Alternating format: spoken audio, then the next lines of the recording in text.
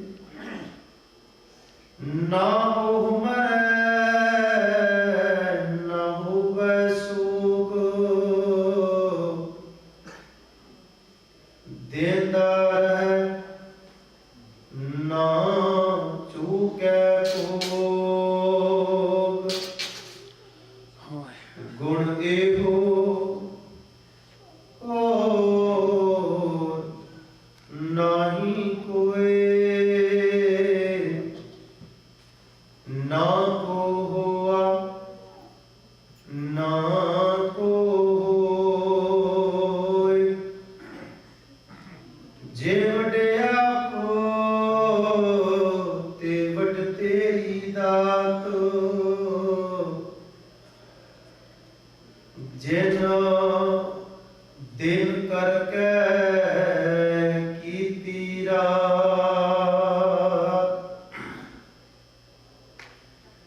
खसम विसारे ते कमजातो नानको नामे बाजो समात खसम विसारे ते कमजातो नानको नामे बाज समात। वाहिगुरु जी का खालसा वाहिगुरु जी की फतेह। परम सम्मानयोग साहिब श्री गुरु ग्रंथ साहिब सच्चे पातशाह जी के पावन मुबारक दर ते सुभाईमान अत सत्कार्य सत्संगी जनों, आप जी ने गुरुदेव पातशाह जी की पावन मुबारक बाणी दे पाठ गुरबाणी कीर्तन बड़े अदब प्यार दे नाल आप जी ने सरवण कीते हैं। आओ चल रही लड़ीवार सोदर साहब जी की पावन बाणी की विचार रात में बैठ के साझी कर सकीए। जिते गुरुदेव पातशाह जी ने बाणी दे विच 9 शब्द नितनेम रूप वजों साडी झोली पाए हैं। 2 शब्दां की विचार गुरु कृपा दे नाल साझी हो चुकी है कि गुरु पातशाह जी ने उस परिपूर्ण अकाल पुरख जो समर्थ है, जो इस समुची सृष्टि का कुदरत का कादर है, करता है, ओदे दर करदी वडियाई करदे होया सतगुरु पातशाह जी ने बहुतात लंबी लिस्ट साडे सामने रख के ते नाले ही दूजे शब्द दे विच ये भी आख देता है कि वो आप इतना महान है कि संसार दे तमाम लोग ओदे दर दी ओदे घर दी जिथे जाचना करते हैं, पर उन्हां गुणां दा कोई भी अंत पारला बना नहीं लग सकता। सुन वड्डा आखे सब होए केवल वड्डा डीठा होए। उसे अकाल पुरख दे गुणां दी लड़ी नूं अगे तोरदिआं अज तीसरे शब्द दे विच अकाल पुरख दे संबंधित ही ओदे गुणां दी ओदे नाम दी वडियाई नूं बयान करदिआं सतगुरु पातशाह जो कृपा कर रहे हैं। आओ शब्द विचार की प्रारंभता तो पहला एक बार फतेह प्रवानो। वाहिगुरु जी का खालसा वाहिगुरु जी की फतेह। सतगुरु पातशाह जी ने शब्द दे विच 4 अंग करते हैं। आसा राग दा ये पावन शब्द गुरुदेव पातशाह जी ने सोदर दे पाठ रूप विच तीसरा शब्द अंकित किया है ते रहाऊ की पंक्ति विच एक गुरु पातशाह जी ने खास करके शख्सियत नूं संबोधित होके कुछ सानू इशारा देता है। और गुरु पातशाह आखरे ने सो क्यों विसरै मेरी माए। माए का अर्थ है मां। प्रोफेसर साहिब सिंह जी ने ये अर्थ बड़े प्यारे किए हैं कि हे मेरी मां, मैं ये तेनू संबोधित होके आख रहा हाँ कि अकाल पुरख मेरे को विसरे ना। एक अरदास कर, एक जाचना कर कि अकाल पुरख मेरे जीवन विचों कदी ना विसरे। हे मेरी मां, जिवें तू सारियां लोड़ां मेरियां बचपन तो पूरियां करती आ रही है, तेनू दिन ते रात एक ख्याल रहता है कि मेरे बच्चे को किस वक्त केड़ी चीज की लोड़ पैंदी है। हे मेरी मां, मेरे आत्मा की खुराक, मेरे आत्मा की भुख ये अकाल पुरख के गुणां दे नाल पूरी हुंदी है। ते तू एक अरदास कर। ये मां नूं संबोधित किया गया है। जो सतगुरु गुरु ग्रंथ साहिब जी की पावन मुबारक बाणी पढ़ते हैं ते गुरु पातशाह जी ने बहुतात थां ते मां दे संबंधित होके तमाम शब्द वरते हैं। ਜਿਵੇਂ ਅਸੀਂ ਆਨੰਦ ਸਾਹਿਬ ਦਾ ਪਾਠ ਕਰਦੇ ਹਾਂ, ਆਨੰਦ ਭਇਆ ਮੇਰੀ ਮਾਏ। ਇਹ ਮੇਰੀ ਮਾਂ ਮੇਰੇ ਜੀਵਨ ਦੇ ਵਿੱਚ ਆਨੰਦ, ਮੇਰੇ ਜੀਵਨ 'ਚ ਸਦਾ ਦੀ ਖੁਸ਼ੀ ਆਈ ਹੈ। ਮਾਂ ਨੂੰ ਸੰਬੋਧਿਤ ਕਰਕੇ ਇਹ ਖੁਸ਼ੀ ਸਾਂਝੀ ਕੀਤੀ ਗਈ ਹੈ। ਅਗਰ ਭਗਤ ਕਬੀਰ ਜੀ ਦੀ ਬਾਣੀ ਪੜ੍ਹਦੇ ਹਾਂ ਤੇ ਭਗਤ ਕਬੀਰ ਜੀ ਨੇ ਸੰਬੋਧਿਤ ਹੋ ਕੇ ਆਖਿਆ ਹੈ, ਹੇ ਮੇਰੀ ਮਾਂ, ਮੈਂ ਵੇਖਦਾ ਹਾਂ ਕਿ ਜਦੋਂ ਤੋਂ ਮੈਂ ਬਚਪਨ ਤੋਂ ਲੈ ਕੇ ਹੁਣ ਤੱਕ ਕੋਈ ਵੀ ਗਲਤੀ ਕਰਾਂ, ਕੋਈ ਭੁੱਲ ਕਰ ਜਾਵਾਂ, ਤੇ ਮਾਂ ਮੈਂ ਤੇਰੇ ਜੀਵਨ ਦੀ ਇੱਕ ਬਹੁਤ ਵੱਡੀ ਵਡਿਆਈ ਦੇਖੀ ਹੈ। ਮੈਂ ਗਲਤੀ ਕਰ ਜਾਵਾਂ, ਕੱਪੜੇ ਲਪੇੜ ਕੇ ਆ ਜਾਂਦਾ ਸਾਂ, ਪਰ ਤੂੰ ਕਦੀ ਵੀ ਮੈਨੂੰ ਝਿੜਕਿਆ ਨਹੀਂ, ਮੈਨੂੰ ਮਾਰਿਆ ਨਹੀਂ। ਤੂੰ ਮੇਰੇ ਕੱਪੜੇ ਬਦਲ ਕੇ ਫਿਰ ਮੈਨੂੰ ਸੋਹਣਾ ਬਣਾ ਕੇ ਆਪਣੀ ਝੋਲੀ ਵਿੱਚ ਬਿਠਾ ਲੈਣੀ ਹੈ। ਇਹ ਮਾਂ ਮੈਂ ਤੇਰਾ ਗੁਣ ਵੇਖਿਆ। ਤੇ ਉੱਥੇ ਸੰਬੋਧਿਤ ਹੋ ਕੇ ਭਗਤ ਕਬੀਰ ਜੀ ਨੇ ਅਕਾਲ ਪੁਰਖ ਨੂੰ ਸੰਬੋਧਿਤ ਹੋ ਕੇ ਮਾਂ ਰੂਪ ਵਿੱਚ ਆਖਿਆ।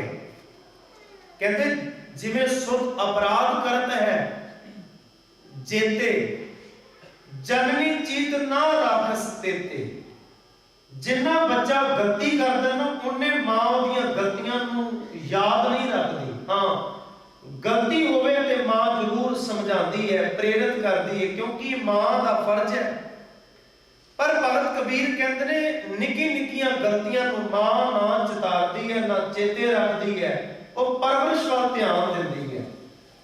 ਸੁਧ ਅਪਰਾਧ ਕਰਤ ਹੈ ਜੇਤੇ, ਜਨਨੀ ਚੀਤ ਨਾ ਰਾਖਸ ਤੇਤੇ। ਰਾਮ ਭਈਆ ਹਉ ਬਾਰਿਕ ਤੇਰਾ, ਹੇ ਅਕਾਲ ਪੁਰਖ ਮੈਂ ਵੀ ਤੇਰਾ ਹੀ ਬੱਚਾ ਹਾਂ।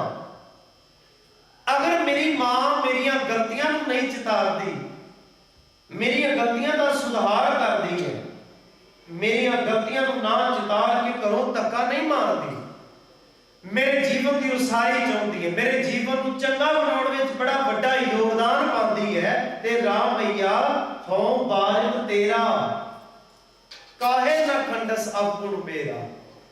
ਫਿਰ ਤੂੰ ਮੇਰੇ तमाम ਅਵਗੁਣ ਕਿਉਂ ਨਾ ਖੰਡਨ ਕਰੇ, ਕਿਉਂਕਿ ਮੈਨੂੰ ਪਤਾ ਹੈ ਤੂੰ ਇਸ ਮਾਂ ਦੇ ਅੰਦਰ ਇੱਕ ਗੁਣ ਭਰਿਆ ਹੈ, ਇਹਦੇ ਅੰਦਰ ਗੁਣ ਭਰਨ ਵਾਲਾ ਵੀ ਤੂੰ ਹੈ।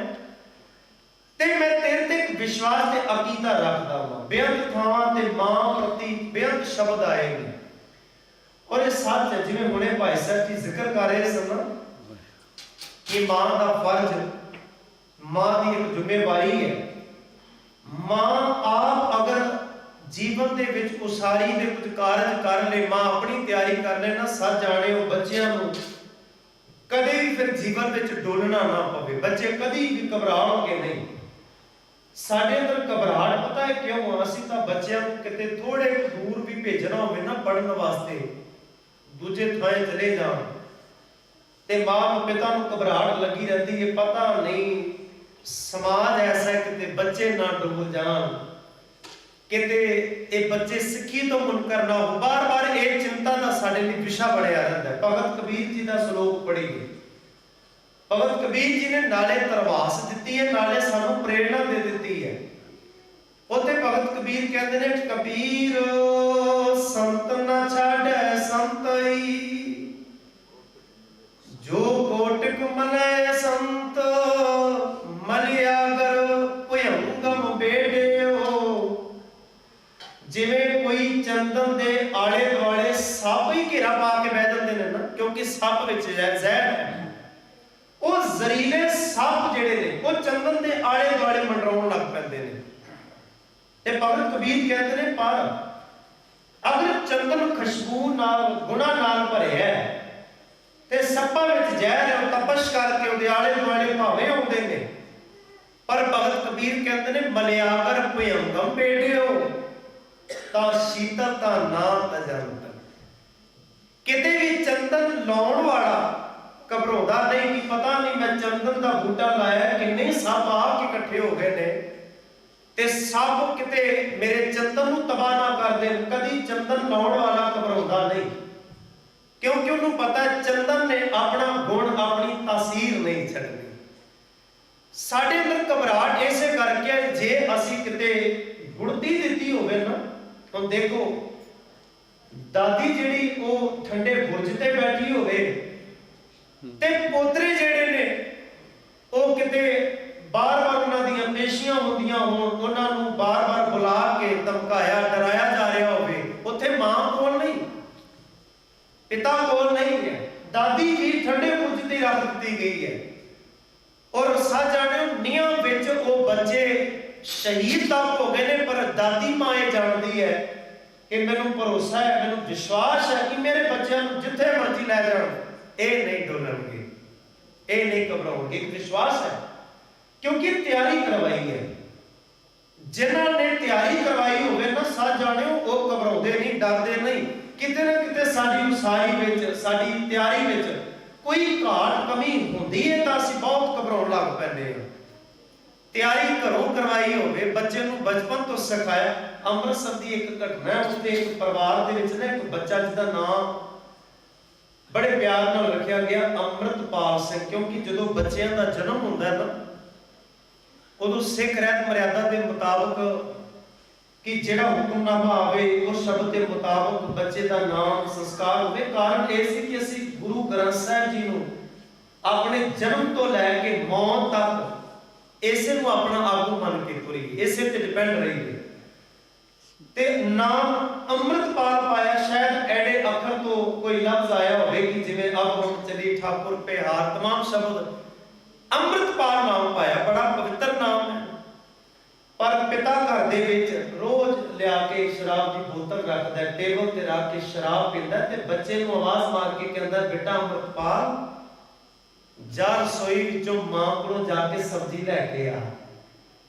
ਸ਼ਾਮਾਂ ਦਾ ਵਕਤ ਪੈਂਦਾ ਤੇ ਬੱਚੇ ਨੂੰ ਪਿਤਾ ਆਵਾਜ਼ ਮਾਰ ਕੇ ਕਹਿੰਦਾ ਬੇਟਾ ਅੰਮ੍ਰਿਤਪਾਲ ਜਾ ਜਰਾ ਕੋਈ ਨਮਕੀਨ ਲੈ ਕੇ ਆ, ਵਕਤ ਹੋ ਗਿਆ। ਹੁਣ ਬੱਚੇ ਨੂੰ ਪਿਤਾ ਹੀ ਤਿਆਰੀ ਕਰਵਾ ਰਹੇ, ਨਾਮ ਅੰਮ੍ਰਿਤਪਾਲ ਹੈ ਤੇ ਉਹਦੇ ਸਾਹਮਣੇ ਜ਼ਹਿਰ ਤੇ ਬੇਗ ਦੇ ਭੰਡਾਰ ਨਜ਼ਰ ਆਉਂਦੇ ਨੇ। ਬੱਚਾ ਉਹ ਜਿਹੇ ਮਾਹੌਲ ਵਿੱਚ ਚੱਲਦਾ ਹੈ।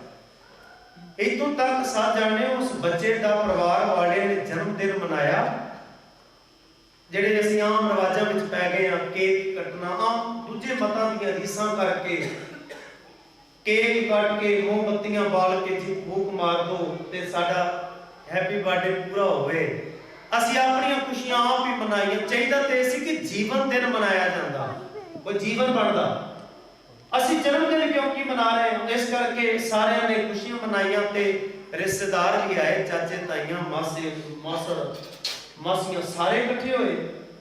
ਤੇ ਜਦੋਂ ਸਾਰੇ ਜਾਮ ਪੀਂਦੇ ਨੇ, ਇਤੋਂ ਤੱਕ ਕਿ ਜਿਹੜੇ ਆਪਣੇ ਆਪ ਨੂੰ ਸਿਆਣੇ ਵੱਡੇ ਬਜ਼ੁਰਗ ਖਵਾਉਂਦੇ ਸਨ ਨਾ, ਉਹਨਾਂ ਨੇ ਵੀ ਉਸ ਪਾਰਟੀ ਵਿੱਚ ਸ਼ਮੂਲੀਅਤ ਕੀਤੀ ਤੇ ਸਾਰਿਆਂ ਨੇ ਸ਼ਰਾਬਾਂ ਪੀਤੀਆਂ। ਔਰ ਪਿਤਾ ਜੀ ਇਤਨੀ ਮੱਤ ਮਾਰੀ ਵੀ ਸ਼ਰਾਬ ਪੀ ਕੇ ਕਿ ਹੁਣ ਇੱਕ ਪੈਗ ਪਾ ਕੇ ਆਪਣੇ ਬੱਚੇ ਨੂੰ ਕਹਿੰਦਾ ਬੇਟਾ ਅੰਮ੍ਰਿਤਪਾਲ ਪੀਜ਼ਾ ਕੋਈ ਗੱਲ ਹੀ ਨਹੀਂ, ਹੁਣ ਬੇਟਾ ਤੂੰ ਵੇਖ ਬਰਾਬਰ ਦਾ ਹੋ ਚੱਲਾ, ਹੁਣ ਤੈਨੂੰ ਬਾਪੂ ਦੀ ਜੁੱਤੀ ਆ ਰਹੀ ਹੈ। ਕਿਉਂਕਿ ਸਹਿਜੇ ਸਹਿਜੇ ਕਰਕੇ ਬੱਚੇ ਨੂੰ ਬਚਪਨ ਤੋਂ ਦਿਖਾਇਆ ਗਿਆ।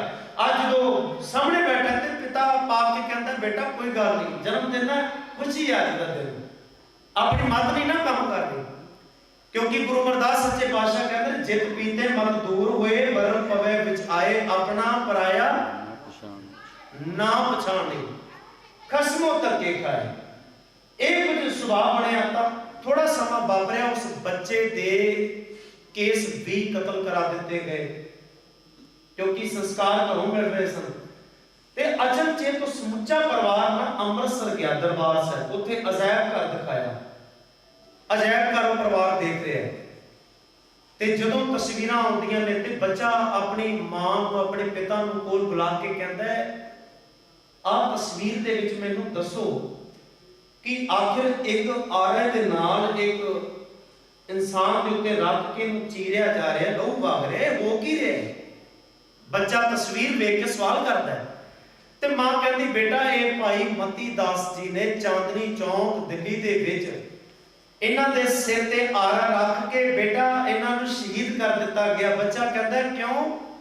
ਤੇ ਮਾਂ ਕਹਿੰਦੀ ਬੇਟਾ ਇਹਨਾਂ ਨੇ ਸਿੱਖੀ ਨਹੀਂ ਛੱਡੀ। ਦੱਸਣਾ ਪੈ ਰਿਹਾ ਨਾ, ਬੇਟਾ ਇਹਨਾਂ ਨੇ ਸਿੱਖੀ ਨਹੀਂ ਛੱਡੀ, ਇਸ ਕਰਕੇ ਇਹਨਾਂ ਨੇ ਇਸਲਾਮ ਮਤ ਕਬੂਲ ਨਹੀਂ ਕੀਤਾ, ਆਪਣੇ ਦੀਨ ਈਮਾਨ ਨਹੀਂ ਛੱਡਿਆ।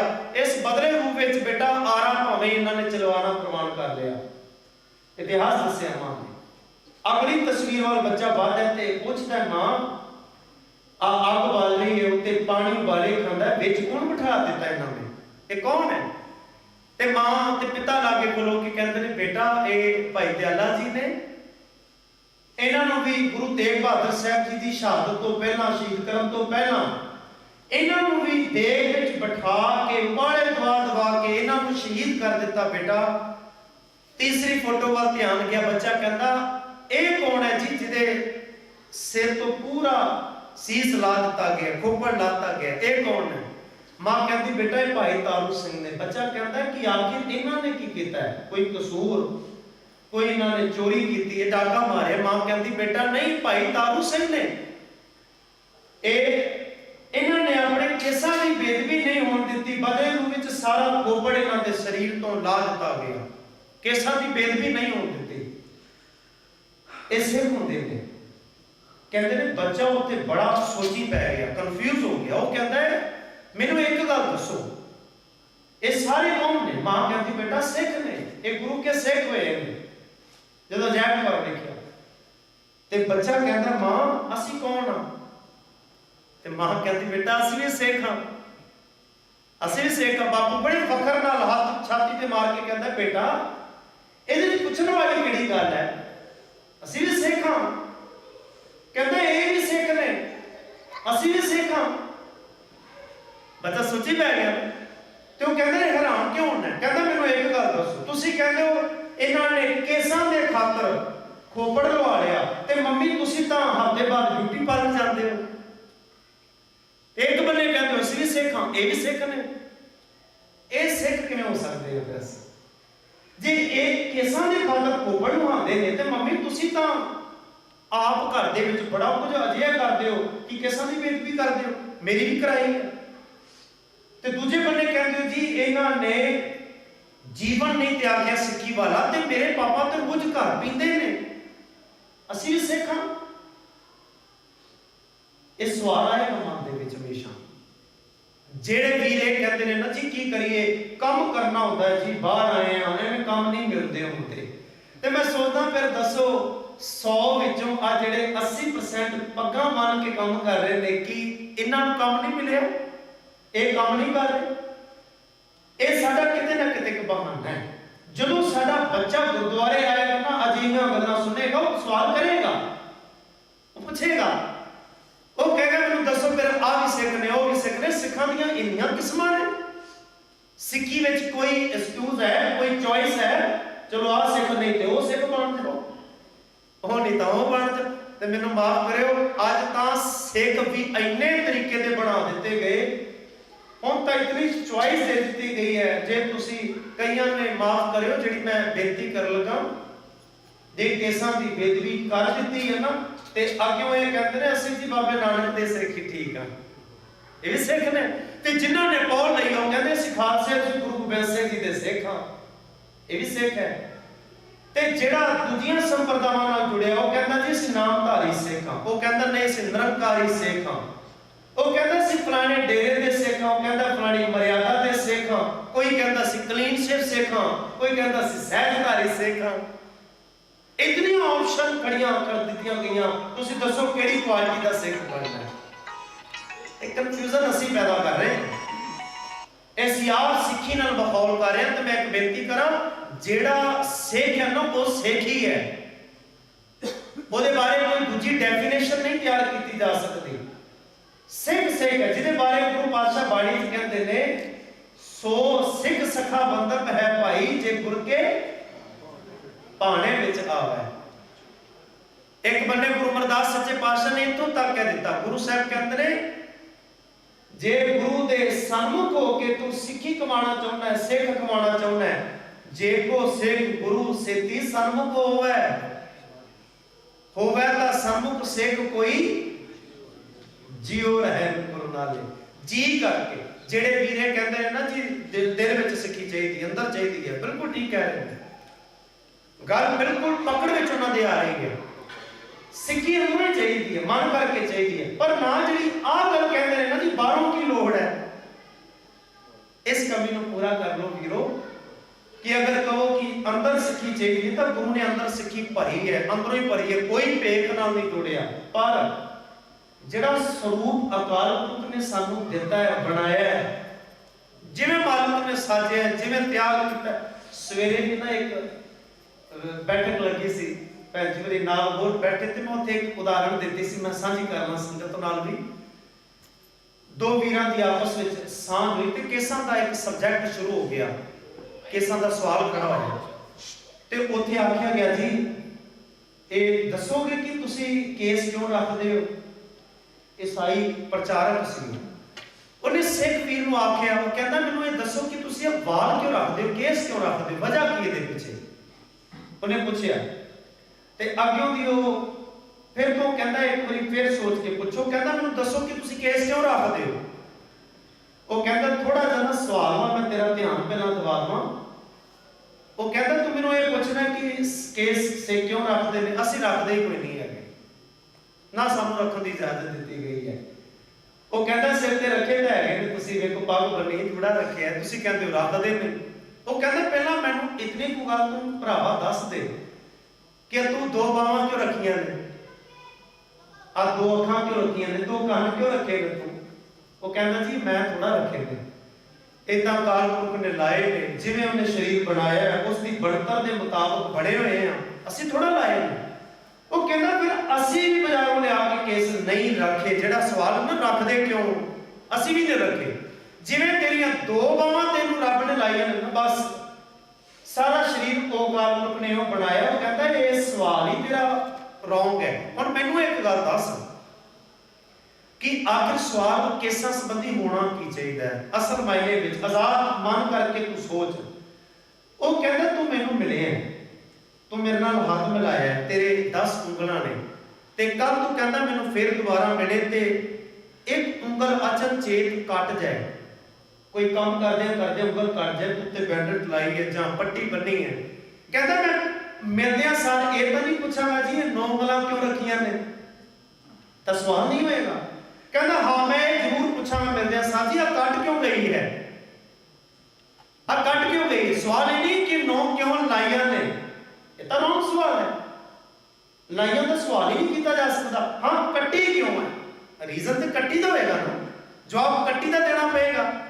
ਤੇ ਮੈਨੂੰ ਹੁਣ ਇਹ ਦੱਸ ਕਿ ਭਰਾਵਾ ਕੇਸ ਤੈਨੂੰ ਵੀ ਰੱਬ ਨੇ ਲਾਏ ਮੈਨੂੰ ਵੀ ਨੇ, ਨਾ ਮੈਂ ਲਿਆ ਕੇ ਰੱਖੇ ਨੇ ਕਿ ਮੈਂ ਸਿੱਖ ਹਾਂ, ਤੇ ਦੱਸ ਤੈਨੂੰ ਵੀ ਲਾਏ ਸੀ, ਪਰ ਆ ਕੀ ਕਾਰਨ ਵਾਪਰਿਆ ਤੂੰ ਕਟਾ ਦਿੱਤੇ? ਕਹਿੰਦਾ ਮੈਨੂੰ ਥੋੜਾ ਜਿਹਾ ਇਹਦੇ ਬਾਰੇ ਜਵਾਬ ਦੇ, ਸਪਸ਼ਟੀਕਰਨ ਦੇ। ਇਸ ਕਰਕੇ ਜਿਹੜੇ ਸਾਨੂੰ ਸਵਾਲ ਕਰਦੇ ਨੇ ਨਾ, ਸਾਡੇ ਬੱਚਿਆਂ ਨੂੰ ਸਕੂਲਾਂ ਸਵਾਲ ਕਰਦੇ ਨੇ, ਇਤਨੀ ਕੁ ਗੱਲ ਜਾਣ ਲਈ ਕਿ ਸਵਾਲ ਕਿਤੇ ਤੇ ਅਸਲ ਵਿੱਚ ਹੋਣਾ ਚਾਹੀਦਾ ਹੈ। ਅਸੀਂ ਕੁਦਰਤ ਮੁਤਾਬਕ ਜ਼ਿੰਦਗੀ ਜਿਉਣ ਵਾਲੇ ਗੁਰੂ ਨਾਨਕ ਪਾਤਸ਼ਾਹ ਜੀ ਦੇ ਸਿੱਖ ਹਾਂ, ਤੇ ਤਾਂ ਕੁਦਰਤ ਵਿੱਚੋਂ ਮਿਲੇ ਨੇ, ਕੋਈ ਵੱਖਰੇ ਲਿਆ ਕੇ ਨਹੀਂ ਆਖਿਆ ਅਸੀਂ ਸਿੱਖ ਹੋ ਗਏ ਹਾਂ। ਇਹ ਹੁਕਮ ਰਜਾਈ ਚੱਲਣਾ, ਇਹ ਹੁਕਮ ਦੇ ਅਕੋਰਡਿੰਗ ਹੈ, ਹੁਕਮ ਮੁਤਾਬਕ ਹੈ। ਤੇ ਕਈ ਵੀ ਤੇ ਮੈਂ ਸੋਚਦਾ ਕਿ ਕੋਈ ਕਿਸੇ ਦੀ ਬਣਾਈ ਹੋਈ ਤਸਵੀਰ ਤੇ ਮੂਰਤ ਨੂੰ ਅਗਰ ਤੋੜਦਾ ਹੈ ਨਾ, ਤੇ ਉਹਦੀ ਬਣਾਈ ਸਥਾਪਿਤ ਕੀਤੀ ਮੂਰਤ ਟੁੱਟ ਜਾਏ ਤਾਂ ਬੜਾ ਰੋਸ ਮਨ ਵਿੱਚ ਆਉਂਦਾ ਹੈ, ਬੜਾ ਰੋਸ ਹੁੰਦਾ ਹੈ। ਤੇ ਕਦੀ ਥੋੜਾ ਜਿਹਾ ਆਪਣੇ ਵੱਲ ਧਿਆਨ ਕੇਂਦਰਿਤ ਕਰੀਏ ਕਿ ਇਹ ਮੂਰਤ ਕਿੰਨੇ ਬਣਾਈ ਹੈ। ਸਾਡੀ ਬਣਾਈ ਮੂਰਤ ਮੰਦਰ 'ਚ ਸਥਾਪਿਤ ਕੀਤੀ ਹੋਵੇ ਤੇ ਕੋਈ ਤੋੜ ਜਾਏ, ਬੜਾ ਰੋਸ ਹੋਏਗਾ। ਪਰ ਗੁਰੂ ਪਾਤਸ਼ਾਹ ਕਹਿੰਦੇ ਨੇ ਸਹਿਸ ਮੂਰਤ ਨਨਾ ਏਕ ਤੋਹੀ। ਅਕਾਲ ਪੁਰਖ ਦੀਆਂ ਬਣਾਈਆਂ ਅਸੀਂ ਸਾਰੀਆਂ ਹੀ ਮੂਰਤਾਂ ਹਾਂ, ਤੇ ਜਦੋਂ ਇਸ ਮੂਰਤ ਨੂੰ ਕੋਈ ਤੋੜਦਾ ਹੈ, ਕੋਈ ਭੰਨਦਾ ਹੈ, ਤਾਂ ਕਿਉਂ ਨਹੀਂ ਮਨ 'ਚ ਰੋਸ ਪੈਦਾ ਹੁੰਦਾ? ਕਿਉਂ ਰੱਬ ਦੀ ਮੂਰਤ ਤੋੜਦਾ ਹੈ? ਤੇ ਮੈਂ ਨਾਲ ਨਾਲ ਇੱਕ ਬੇਨਤੀ ਹੋਰ ਕਰ ਦਵਾਂ, ਸਿਰਫ ਕੇਸਾਂ ਕਰਕੇ ਸਿੱਖੀ ਨਹੀਂ ਹੈ। ਹਾਂ ਕੇਸ ਵੀ ਸਿੱਖੀ ਦੇ ਹੁਕਮ ਦੇ ਦਾਇਰੇ ਵਿੱਚ ਆਉਂਦੇ ਨੇ, ਪਰ ਨਾਲ ਗੁਰਬਾਣੀ ਨੇ, ਸਤਿਗੁਰ ਨੇ ਸਾਨੂੰ ਗੁਣ ਦਿੱਤੇ ਨੇ, ਗਿਆਨ ਦਿੱਤੇ ਨੇ, ਜੀਵਨ ਦਿੱਤਾ ਹੈ। ਕਈ ਵਾਰੀ ਕੇਸਾਧਾਰੀ ਵੀ ਗਲਤੀ ਕਰ ਜਾਂਦੇ ਨੇ, ਕਈ ਵਾਰੀ ਕੇਸਾਧਾਰੀ ਵੀ ਨਸ਼ਈ ਹੁੰਦੇ ਨੇ, ਕੁਕਰਮੀ ਹੁੰਦੇ ਨੇ, ਪਰ ਉਹਨਾਂ ਦੀ ਕਮੀ ਦੀ ਧਾਰਨ ਨਹੀਂ ਦਿੱਤੀ ਜਾ ਸਕਦੀ। ਦੇਖੋ ਜੀ ਉਹ ਕੀ ਕਰਦੇ ਨੇ, ਹਾਂ ਕਿਸੇ ਦਾ ਜੀਵਨ ਦੇ ਘਾਟ ਕਮੀ ਹੋ ਸਕਦੀ ਹੈ। ਗੁਰੂ ਪਾਤਸ਼ਾਹ ਕਹਿੰਦੇ ਨੇ ਜਦੋਂ ਸਾਡੇ ਘਰੋਂ ਸਾਡੀ ਮਾਂ ਤੇ ਪਿਤਾ ਸਾਡੇ ਜੀਵਨ ਦੀ ਤਿਆਰੀ ਕਰਾਉਂਦੇ ਨੇ ਨਾ, ਤੇ ਉਹਨਾਂ ਨੂੰ ਵਧਾਈ ਨਹੀਂ ਬਣਦੀ ਹੈ, ਆਨੰਦ ਪਿਆ ਮੇਰੀ ਮਾਏ, ਤੇ ਅਕਾਲ ਪੁਰਖ ਮੇਰੇ ਜੀਵਨ ਤੋਂ ਵਿਸਰ ਨਾ ਜਾਏ, ਤੇ ਫਿਰ ਮੈਂ ਮਾਂ ਨੂੰ ਪੁੱਛਾਂਗਾ। ਤੇ ਗੁਰੂ ਨਾਨਕ ਸੱਚੇ ਪਾਤਸ਼ਾਹ ਕਹਿੰਦੇ ਨੇ ਸੋ ਕਿਉਂ ਵਿਸਰੈ ਮੇਰੀ ਮਾਏ, ਹੈ ਮੇਰੀ ਮਾਂ ਤੂੰ ਅਰਦਾਸ ਕਰ ਕਿ ਕਿਤੇ ਅਕਾਲ ਪੁਰਖ ਮੇਰੇ ਕੋਲੋਂ ਵਿਸਰ ਨਾ ਜਾਏ, ਕਿਉਂਕਿ ਕਾਰਨ ਬਣਿਆ। ਵਿਸਰ ਜਾਣਾ ਇੱਕ ਮੌਤ ਹੁੰਦੀ ਹੈ। ਤਾਂ ਗੁਰਦੇਵ ਬਾਣੀ 'ਚ ਕਹਿੰਦੇ ਨੇ ਵਿਸਰ ਨਾਹੀ ਦਾਤਾਰ ਆਪਣਾ ਨਾਮ ਦੇ। ਇਹ ਮਾਲਕ ਕਦੀ ਤੂੰ ਮੇਰੇ ਕੋਲੋਂ ਵਿਸਰੀ ਨਾ। ਵਿਸਰ ਜਾਣ ਦਾ ਹੁੰਦਾ ਚੇਤੇ ਚੋਂ ਹੀ ਭੁੱਲ ਜਾਣਾ, ਬਿਲਕੁਲ ਚੇਤੇ ਵਿੱਚ ਨਾ ਰਹੇ। ਵਿਸਰ ਕਿਉਂ ਸੋ ਕਿਉਂ ਵਿਸਰੈ ਮੇਰੀ ਮਾਏ ਸਾਚਾ ਸਾਹਿਬ ਸਾਚੇ ਨਾਏ। ਉਹ ਅਕਾਲ ਪੁਰਖ ਜਿਹੜਾ ਸੱਚਾ ਹੈ, ਸੱਚ ਮੁਤਾਬਕ ਹੈ, ਔਰ ਮੈਂ ਉਸ ਸੱਚੇ ਨਾਲ ਤਾਂ ਸਾਂਝ ਪਾਉਣਾ ਤਾਂ ਕਿ ਮੇਰਾ ਜੀਵਨ ਸਚਿਆਰਾ ਬਣ ਸਕੇ। ਮੇਰਾ ਜੀਵਨ ਜੀਓ ਤੇ ਬਾਹਰੋਂ ਕਰਕੇ ਸੱਚ ਨਾਲ ਜੁੜ ਜਾਏ। ਸਾਚਾ ਸਾਹਿਬ ਸਾਚ ਨਾਏ, ਜਿਹਦੇ ਨਾਮ ਜਿਹਦੀ ਵਡਿਆਈ ਵੀ ਸੱਚੀ ਹੈ। ਤਾਂ ਅਰਬ ਵਿੱਚ ਗੁਰੂ ਕਹਿੰਦੇ ਨੇ ਆਖਾਂ ਜੀਵਾ ਵਿਸਰੈ ਮਰ ਜਾਉ ਆਖਣ ਔਖਾ ਸਾਚਾ ਨਾਉ। ਜਦੋਂ ਤੱਕ ਮੈਂ ਉਹਨੂੰ ਚੇਤੇ ਕਰਨਾ ਆਖਦਾ ਵਾਂ ਤਾਂ ਮੈਂ ਆਤਮਿਕ ਤੌਰ ਤੇ ਜਿਉਂਦਾ ਵਾਂ। ਵਿਸਰੈ ਮਰ ਜਾਉਂ, ਵਿਸਰਦਾ ਹਾਂ ਤੇ ਮੈਂ ਆਤਮਿਕ ਤੌਰ ਤੇ ਮਰਦਾ ਹਾਂ। ਸਰੀਰਕ ਤੌਰ ਤੇ ਮੈਂ ਜਿਉਂਦਾ ਹਾਂ। ਲੋਕ ਕਹਿੰਦੇ ਨੇ ਜਿਉਂਦਾ ਫਲਾਣਾ ਬੰਦਾ, ਪਰ ਗੁਰੂ ਅਮਰਦਾਸ ਸੱਚੇ ਪਾਤਸ਼ਾਹ ਤੋਂ ਪੁੱਛੋ ਤੇ ਗੁਰਦੇਵ ਪਾਤਸ਼ਾਹ ਕਹਿੰਦੇ ਨੇ ਸੋ ਜੀਵਿਆ ਜਿਸ ਮਨ ਵਸਿਆ ਸੋਏ ਨਾਨਕ ਅਵਰ ਨਾ ਜੀਵੇ ਕੋਏ। ਬਾਕੀ ਕੋਈ ਨਹੀਂ ਜਿਉਂਦਾ। ਜਿਹੜਾ ਅਕਾਲ ਪੁਰਖ ਦੇ ਗੁਣਾਂ ਨੂੰ ਹੀ ਭੁਲਾ ਚੁੱਕਾ ਹੋਵੇ, ਅਕਾਲ ਪੁਰਖ ਦੇ ਹੁਕਮ ਤੋਂ ਹੀ ਬਾਗੀ ਹੋਇਆ ਹੋਵੇ, ਗੁਰੂ ਕਹਿੰਦੇ ਨੇ ਜਿਉਂਦਿਆਂ ਵਿੱਚ ਨਹੀਂ ਆਉਂਦਾ। ਇਹ ਤਾਂ ਤੁਰੀ ਫਿਰੀ ਲਾਸ਼ ਹੈ, ਤਾਂ ਤੁਰੀ ਫਿਰੀ ਲਾਸ਼ ਹੈ, ਕੋਈ ਕੰਮ ਨਹੀਂ ਆ ਸਕਦਾ। ਵਿਸਰੈ ਮਰ ਜਾਉ ਤੇ ਗੁਰੂ ਕਹਿੰਦੇ ਨੇ ਆਖਣ ਔਖਾ ਸਾਚਾ ਨਾਮ। ਪਰ ਇਹ ਆਖਣਾ, ਇਹ ਅਕਾਲ ਪੁਰਖ ਦਾ ਜਿਹੜਾ ਆਖਾਂ ਜੀਵਾਂ ਵਾਲਾ ਸਬਜੈਕਟ ਹੈ ਨਾ, ਇਹ ਬੜਾ ਔਖਾ ਹੈ। ਆਖਣ ਔਖਾ ਸਾਚਾ ਨਾਮ। ਇੱਥੇ ਧਿਆਨ ਦਿਓ ਜੀ। ਅੱਜ ਤਾਂ ਜਿਹੜੇ ਕਹਿ ਰਹੇ ਅਸੀਂ ਸਿਮਰਨ ਕਰਦੇ ਆ ਜਾਂ ਅਕਾਲ ਪੁਰਖ ਨੂੰ ਚੇਤੇ ਕਰਦੇ ਆ, ਉਹਨਾਂ ਨੂੰ ਪੁੱਛੋ, ਕਹਿੰਦੇ ਨੇ ਕੋਈ ਔਖਾ ਨਹੀਂ, ਬੜਾ ਸੌਖਾ ਹੈ। ਬਸ ਮਾਲਾ ਹੀ ਪੜ੍ਹਨੀ ਹੈ ਅੱਖ ਵਿੱਚ ਜਾਂ ਬਾਰ-ਬਾਰ ਬੈਠ ਕੇ ਚੌਕੜਾ ਲਾ ਕੇ ਰੈਪੀਟੇਸ਼ਨ ਹੀ ਕਰਨੀ, ਇਹ ਕਿਹੜਾ ਔਖਾ। ਪਰ ਇਹ ਔਖਾ ਪਤਾ ਕਿਵੇਂ? ਸਤਿਗੁਰ ਦੀ ਬਾਣੀ ਦਾ ਸ਼ਬਦ ਪੜ੍ਹੀਏ। ਗੁਰਦੇਵ ਪਾਤਸ਼ਾਹ ਕਹਿੰਦੇ ਨੇ ਜਾਕੋ ਹਰ ਰੰਗ ਲਾਗੋ ਇਸ ਯੁਗ ਮੈਂ ਸੋ ਕਹੀਅਤ ਹੈ ਸੂਰਾ। ਹੁਣ ਦੱਸੋ ਸੂਰੇ ਦੀ ਪਰਿਭਾਸ਼ਾ, ਸੂਰਮੇ ਦੀ ਪਰਿਭਾਸ਼ਾ ਤਾਂ ਜੰਗੇ ਮੈਦਾਨ ਦੇ ਵਿੱਚ ਹੋਣੀ ਚਾਹੀਦੀ ਹੈ, ਪਰ ਇੱਥੇ ਗੁਰੂ ਕਹਿੰਦੇ ਨੇ ਜਾਕੋ ਹਰ ਰੰਗ ਲਾਗੋ ਇਸ ਯੁਗ ਮੈਂ। ਇਸ ਯੁਗ ਦਾ ਮਤਲਬ ਇਹ ਹੈ ਕਿ ਜਿਹੜਾ ਇਸ ਸੰਸਾਰ ਸਮਾਜ ਜੀਵਨ ਬਤੀਤ ਕਰਦਾ ਹੋਇਆ, ਪਰਿਵਾਰ ਜ਼ਿੰਮੇਵਾਰੀਆਂ ਨਿਭਾਉਂਦਾ, ਕਿਰਤ ਕਰਦਾ ਹੋਇਆ, ਅਕਾਲ ਪੁਰਖ ਨੂੰ ਫਿਰ ਵੀ ਨਾ ਭੁਲਾਏ। ਜਾਗੋ ਹਰ ਰੰਗ ਲਾਗੋ ਇਸ ਯੁਗ ਮੈਂ। ਸੌਖਾ ਤੇ ਉਹਨਾਂ ਲਈ ਹੈ ਜਿਹੜੇ ਘਰ-ਬਾਰ ਜ਼ਿੰਮੇਵਾਰੀਆਂ ਕਿਰਤ ਛੱਡ ਕੇ ਤੇ ਡੇਰੇ ਮਾਰ ਕੇ ਵਿਹਲੇ ਬੈਠੇ ਹੋਣ, ਉਹਨਾਂ ਲਈ ਤਾਂ ਸੌਖਾ ਹੈ। ਉਹਨਾਂ ਲਈ ਤਾਂ ਸੌਖਾ ਜਿਹੜੇ ਪਹਾੜਾਂ ਦੀਆਂ ਕੰਦਰਾਂ 'ਚ ਜਾ ਕੇ ਕਹਿੰਦੇ ਨੇ ਜੀ ਵੇਖੋ ਅਸੀਂ ਤਪੱਸਿਆ ਕਰ ਰਹੇ ਹਾਂ, ਅਸੀਂ ਮਾਲਕ ਨੂੰ ਚੇਤੇ ਕਰਦੇ ਹਾਂ, ਅਸੀਂ ਭਗਤੀ ਕਰਦੇ ਹਾਂ, ਅਸੀਂ ਨਾਮ ਸਿਮਰਨ ਕਰਦੇ ਹਾਂ, ਉਹਨਾਂ ਲਈ ਤਾਂ ਸੌਖਾ ਹੈ। ਪਰ ਗੁਰੂ ਕਹਿੰਦੇ ਨੇ ਸੂਰਮਾ ਤਾਂ ਮੈਂ ਉਹਨੂੰ ਮੰਨਾਂ ਜਿਹੜਾ ਇਸ ਯੁੱਗ ਮੈਂ, ਜਿਹੜਾ ਸਾਰੀਆਂ ਜ਼ਿੰਮੇਵਾਰੀਆਂ ਨਿਭਾਉਂਦਾ ਹੋਇਆ ਵੀ ਉਹਨੂੰ ਨਾ ਭੁਲਾਵੇ, ਉਹਨੂੰ ਚੇਤੇ ਰੱਖੇ। ਨਾਮਾ ਮਾਇਆ ਹੋਇਆ ਕਹੇ ਤਲੋਚਨ ਮੀਤ ਕਾਹੇ ਛਿਪੋ ਛਾਲੇ ਰਾਮ ਨਾ ਲਾਵੋ ਚੀਤ। ਤੇ ਅਗੂ ਦੀ ਜਵਾਬ ਆਂਦਾ ਜੀ ਨਾਮਾ ਕਹੇ ਤਲੋਚਨਾ ਮੁਕਤੇ ਰਾਮ ਸੰਭਾਲ ਹਾਥ ਪਾਉ ਕਰ ਕਾਮ ਸਭ ਚੀਤ ਨਿਰੰਜਨ ਨਾਲ। ਕਿਵੇਂ? ਤੇ ਉਹਨਾਂ ਨੇ ਆਪਣਾ ਇੱਕ ਸ਼ਬਦ ਅੰਕਿਤ ਕਰ ਦਿੱਤਾ। ਉਹ ਕਹਿੰਦੇ ਜਿਵੇਂ ਆਨਲੇ ਕਾਗਦ ਕਾਟਿਲੇ ਗੁੱਡੀ, ਕੋਈ ਬੱਚਾ ਪਤੰਗ ਲੈ ਕੇ ਆਇਆ ਤੇ ਪਤੰਗ ਨਾਲ ਉਹਨੇ ਡੋਰ ਬੰਨੀ ਹੈ ਤੇ ਪਤੰਗ ਉਡਾਉਂਦਾ ਹੈ ਅਸਮਾਨ ਉੱਪਰ, ਉਹ ਪਤੰਗ ਉਡਾ ਰਿਹਾ ਤੇ ਨਾਮਦੇਵ ਜੀ ਕਹਿੰਦੇ ਨੇ ਹੁਣ ਪਤੰਗ ਦੇ ਵੱਲ ਧਿਆਨ ਹੈ, ਡੋਰ ਹੱਥ ਵਿੱਚ ਫੜੀ ਹੈ ਤੇ ਨਾਲ ਸਾਥੀ ਵੀ ਉਹਦੇ ਖਲੋਤੇ ਹੋਏ ਨੇ, ਉਹ ਵੀ ਨਾਲ ਨਾਲ ਚਰਖਾ ਤਿਆਰ ਕਰਦੇ ਨੇ, ਡੋਰ ਛੱਡਦੇ ਨੇ, ਉਹਨਾਂ ਨਾਲ ਵੀ ਗੱਲਾਂ ਕਰਦਾ ਹੈ।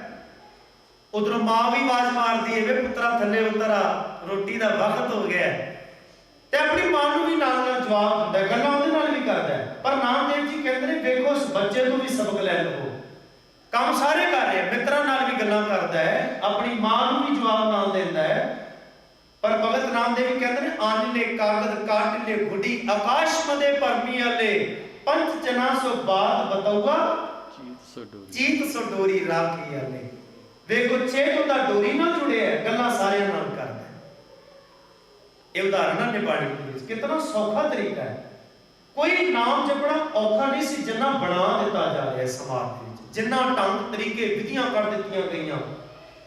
ਔਰ ਇਹ ਬਹੁਤਾ ਜ਼ਿਆਦਾ ਮੰਨ ਲਓ ਰਸਨਾ ਤੋਂ ਜਪਣਾ ਕੋਈ ਔਖਾ ਸਬਜੈਕਟ ਨਹੀਂ ਹੈ। ਔਖਾ ਇਹ ਵਿਸ਼ਾ ਹੈ ਕਿ ਕਿਰਤ ਕਰਦਿਆਂ ਪਰਿਵਾਰ ਦੀ ਪਾਲਣਾ ਕਰਦਿਆਂ ਜਿਹੜਾ ਪਰਿਵਾਰ ਦੀਆਂ ਜ਼ਿੰਮੇਵਾਰੀਆਂ ਸੰਭਾਲਦਾ ਉਹਨੂੰ ਪਤਾ ਹੈ ਕਿਵੇਂ ਵਿਚਰਨਾ ਹੈ। ਤਾਂ ਕਦਮ ਕਦਮ ਤੇ ਅਨੇਕ ਮਸਲੇ ਆਉਂਦੇ ਨੇ, ਕਦਮ ਕਦਮ ਤੇ तमाम ਔਂਕੜਾਂ ਆਉਂਦੀਆਂ ਨੇ। ਇਹਦੇ ਵਿੱਚ ਰਹਿੰਦਿਆਂ ਹੋਇਆ ਵੀ ਉਹ ਡੋਲਦਾ ਨਾ ਹੋਵੇ, ਇਹਦੇ ਵਿੱਚ ਰਹਿੰਦਿਆਂ ਵੀ ਉਹ ਸਹਿਜ ਸੁਭਾਅ ਵਾਲਾ ਹੋਵੇ, ਤਾਂ ਗੁਰੂ ਕਹਿੰਦੇ ਨੇ ਇਹ ਔਖਾ ਹੈ ਬੜਾ। ਇਹਦੇ ਵਿੱਚੋਂ ਜਿਹੜਾ ਲੰਘਦੇ ਸੂਰਮਾ ਉਹੀ ਹੈ। ਆਖਣ ਔਖਾ ਸਾਚਾ ਨਾਮ, ਤੇ ਗੁਰੂ ਕਹਿੰਦੇ ਨੇ ਸਾਚੇ ਨਾਮ ਕੀ ਲਾਗੇ ਭੂਖ, ਪਰ ਸੱਚੇ ਨਾਮ ਦੀ ਭੁੱਖ ਲੱਗੀ ਹੈ। ਉਹ ਭੁੱਖੈ ਖਾਏ ਚਲੀਏ ਦੁੱਖ, ਸਾਰੇ ਜੀਵਨ ਦੇ ਦੁੱਖ ਉਦੋਂ ਮੁੱਕ ਜਾਣਗੇ ਜਦੋਂ ਆਤਮਾ ਦੀ ਭੁੱਖ ਵਾਸਤੇ ਗੁਣਾਂ ਦੇ ਪਦਾਰਥ ਅੰਦਰ ਪਾਏ ਜਾਣ, ਗੁਣਾਂ ਨੂੰ ਛਕਿਆ ਜਾਵੇ। ਤਾਂ ਗੁਰੂ ਕਹਿੰਦੇ ਨੇ ਸਾਚੇ ਨਾਮ ਕੀ ਤਿਲ ਵਡਿਆਈ। ਅਕਾਲ ਪੁਰਖ ਦੇ ਨਾਮ ਦੀ ਤਿਲ ਮਾਤਰ ਵੀ ਵਡਿਆਈ ਨਹੀਂ ਬਿਆਨ ਕਰ ਪਾਏ। ਕੌਣ? ਸਾਚੇ ਨਾਮ ਕੀ ਤਿਲ ਵਡਿਆਈ, ਆਪ ਥਕੇ ਕੀਮਤ ਨਹੀਂ ਪਾਈ। ਆਪ ਕੇ ਥੱਕ ਗਏ ਸਾਰੇ, ਆਖ ਨਹੀਂ ਰਹੇ ਬਾਰੀ ਤੌਰ ਤੇ। ਔਰ ਗੁਰੂ ਕਹਿੰਦੇ ਨੇ ਤਿਲ ਮਾਤਰ ਵੀ ਵਡਿਆਈ ਨਹੀਂ ਬਿਆਨ ਕਰ ਪਾਏ, ਮੂੰਹ ਹੀ ਸਲਾਉਂਦੇ ਗਏ। ਗੁਰੂ ਕਹਿੰਦੇ ਜੇ ਸਭ ਮਿਲ ਕੇ ਆਖਣ ਪਾਏ ਵੱਡਾ ਨਾ ਹੋਵੇ ਘਾਟ ਨਾ ਜਾਏ। ਨਾ ਉਹ ਸਾਡੇ ਆਖਿਆਂ ਵੱਡਾ ਹੁੰਦਾ, ਨਾ ਸਾਡੇ ਚੁੱਪ ਰਿਆਂ ਉਹ ਘਟ ਜਾਂਦਾ। ਗੁਰੂ ਕਹਿੰਦੇ ਨੇ ਨਾ ਉਹ ਮਰੇ ਨਾ ਹੋਵੇ ਸੋਗ, ਨਾ ਉਹ ਮਰਦਾ ਨਾ ਮੁੱਕਦਾ, ਤੇ ਨਾ ਹੀ ਉਹਦੇ ਜਾਇਆ ਕੋਈ ਅਫਸੋਸ ਵਾਲੀ ਗੱਲ ਹੁੰਦੀ ਹੈ। ਨਾ ਉਹ ਮਰੇ ਨਾ ਹੋਵੇ ਸੋਗ, ਦੇਂਦਾ ਰਹੇ ਨਾ ਚੁੱਕੇ ਭੋਗ। ਹਮੇਸ਼ਾ ਉਹ ਦੇਈ ਜਾਂਦਾ ਪਦਾਰਥ, ਕਦੀ ਉਹਦੇ ਭੰਡਾਰਿਆਂ ਚੋਂ ਕੋਈ ਘਾਟ ਕੋਈ ਕਮੀ ਨਹੀਂ ਆਈ। ਗੁਰੂ ਕਹਿੰਦੇ ਨੇ ਦੇਂਦਾ ਰਹੇ ਨਾ ਚੁੱਕੇ ਭੋਗ, ਗੁਣ ਇਹੋ ਇਹ ਅਕਾਲ ਪੁਰਖ ਦਾ ਗੁਣ ਹੈ। ਹੋਰ ਨਾ ਹੀ ਹੋਏ, ਹੋਰ ਉਸ ਵਰਗਾ ਕੋਈ ਵੀ ਨਹੀਂ ਹੈ। ਉਹਦੇ ਬਰਾਬਰਤਾ ਦੇ ਵਿੱਚ ਆ ਕੇ ਕਵੇ ਕਿ ਮੈਂ ਪਦਾਰਥ ਦੇ ਸਕਦਾ, ਮੈਂ ਸੰਸਾਰ ਪਾਲ ਸਕਦਾ ਹਾਂ, ਉਹਦੇ ਬਰਾਬਰ ਦੀ ਹਸਤੀ ਕੋਈ ਨਹੀਂ। ਗੁਣ ਇਹੋ ਹੋਰ ਨਾ ਹੀ ਹੋਏ, ਨਾ ਕੋ ਹੋਆ ਨਾ ਕੋ ਹੋਏ, ਨਾ ਕੋਈ ਹੋਇਆ ਨਾ ਰਹਿੰਦੀ ਦੁਨੀਆ ਤੱਕ ਅਕਾਲ ਪੁਰਖ ਵਰਗਾ ਕੋਈ ਸਮਰੱਥ ਹੋਣਾ ਹੈ। ਤੇ ਗੁਰੂ ਕਹਿੰਦੇ ਨੇ ਜੇਵਟ ਆਪ ਤੇ ਤੇਰੀ ਦਾਤ, ਤੇਰੀਆਂ ਦਾਤਾਂ ਵੀ ਮੁੱਕਣ ਤੇ ਨਹੀਂ ਆਉਂਦੀਆਂ। ਜਿਵੇਂ ਤੂੰ ਮੁੱਕਣ ਤੇ ਨਹੀਂ ਆਇਆ, ਤੂੰ ਨਹੀਂ ਮੁੱਕਦਾ, ਐਵੇਂ ਤੇਰੇ ਪਦਾਰਥ ਵੀ ਨਹੀਂ ਮੁੱਕਦੇ। ਜੇਵਟ ਆਪ ਤੇਵਟ ਤੇਰੀ ਦਾਤ, ਜੇ ਨਾ ਦਿਨ ਕਰਕੇ ਕੀਤੀ ਰਾਤ। ਜਿਸ ਮਾਲਕ ਨੇ ਦਿਨ ਤੇ ਰਾਤ ਪੈਦਾ ਕੀਤੀ ਹੈ। ਔਰ ਇਹ ਦਿਨ ਤੇ ਰਾਤ ਕੀ ਹੈ? ਆਪਾਂ ਜਦੋਂ ਜਪਬਾਣੀ ਦੇ ਅਖੀਰ ਵਿੱਚ ਪੜ੍ਹਦੇ ਹਾਂ ਤਾਂ ਗੁਰੂ ਕਹਿੰਦੇ ਨੇ ਦਿਵਸ ਰਾਤ ਦੋਏ ਦਾਈ ਦਾਇਆ। ਸਵੇਰੇ ਸਾਨੂੰ ਇਹ ਦਿਨ ਖੜਾਉਂਦਾ ਹੈ, ਰਾਤ ਨੂੰ ਮੰਨੋ ਇਹ ਦਾਈ ਬਣ ਕੇ ਸਾਨੂੰ ਲੋਰੀਆਂ ਦਿੰਦੀ ਹੈ। ਆਰਾਮ ਵਿੱਚ ਹਰ ਬੰਦਾ ਇਸ ਰਾਤ ਆਰਾਮ ਕਰਦਾ ਹੈ। ਇਹ ਦਿਨ ਤੇ ਰਾਤ ਕਿੰਨੇ ਬਣਾਈ ਹੈ? ਗੁਰੂ ਕਹਿੰਦੇ ਨੇ ਜਿਨ ਦਿਨ ਕਰਕੇ ਕੀਤੀ ਰਾਤ, ਖਸਮ ਵਿਸਾਰੇ ਤੇ ਕਮਜ਼ਾਤ। ਅਜਿਹੇ ਕਾਲ ਪੁਰਖ ਨੂੰ ਵਿਸਾਰ ਦੇਣਾ ਕਮਜ਼ਾਤ ਵਾਲਾ ਕੰਮ ਹੈ। ਜਿਹਦੀ ਬੜੀ ਭੈੜੀ ਬੁੱਧੀ ਹੋਵੇ, ਭੈੜੀ ਮਤ ਹੋਵੇ, ਗੁਰੂ ਕਹਿੰਦੇ ਨੇ ਉਹ ਵਿਸਾਰੇਗਾ। ਖਸਮ ਵਿਸਾਰੈ ਤੇ ਕਮਜ਼ਾਤ, ਨਾਨਕ ਨਾਮੇ ਬਾਜ ਸਨਾ। ਸਨਾ ਦਾ ਅਰਥ ਹੈ ਨੀਚ। ਕੋਈ ਬੰਦਾ ਜਨਮ ਕਰਕੇ ਨੀਚ ਨਹੀਂ ਹੁੰਦਾ, ਕਰਮ ਕਰਕੇ ਉਹ ਨੀਚ ਬਣਦਾ ਹੈ। ਜਦੋਂ ਉਹ ਅਕਾਲ ਪੁਰਖ ਦੇ ਗੁਣਾਂ ਨੂੰ ਵਿਸਾਰਦਾ ਹੈ, ਮਨ ਨੂੰ ਆਪਣ ਤੇ ਵਿਕਾਰ ਉਹਦੇ ਜੀਵਨ ਨੂੰ ਨੀਚ ਬਣਾ ਦਿੰਦੇ ਨੇ। ਤੇ ਸਤਿਗੁਰੂ ਪਾਤਸ਼ਾਹ ਸਾਨੂੰ ਇਸ ਨੀਚ ਕਰਮਾਂ ਤੋਂ ਬਚਾਉਣਾ ਚਾਹੁੰਦੇ ਨੇ। तमाम ਜੀਵਨ ਦੇ ਵਿੱਚ ਅਕਾਲ ਪੁਰਖ ਦੇ ਗੁਣਾਂ ਨਾਲ ਗੁਣ ਭਰਪੂਰ ਜੀਵਨ ਬਖਸ਼ਿਸ਼ ਕਰਨਾ ਚਾਹੁੰਦੇ ਨੇ। ਆਓ ਰਲ ਕੇ ਸਹਿਬਾਂ ਦੇ ਪਾਵਨ ਬਚਨਾਂ ਤੇ ਕਰੇ ਉਤਰ ਸਕੀਏ। ਬਿਆਨ ਬੁਲੰਦ ਕਰਕੇ ਦੀ ਖਿਮਾ ਕਰਦੇ। ਫਤਿਹ ਬੁਲਾਓ। ਵਾਹਿਗੁਰੂ ਜੀ ਕਾ ਖਾਲਸਾ